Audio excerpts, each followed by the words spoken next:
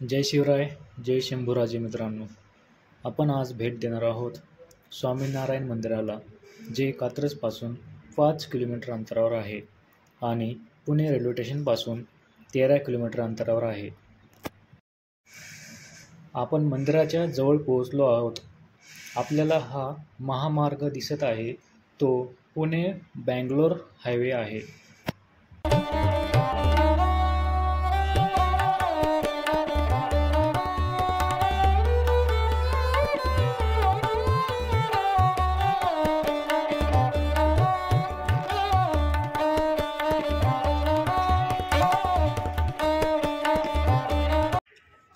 हे मंदिर नरे आंबेगाव या भागात आहे. या मंदिराची दर्शनाची वेळ सकाळी 8 ते 12 अशी आहे आणि संध्याकाळी 4 ते 8 अशी आहे.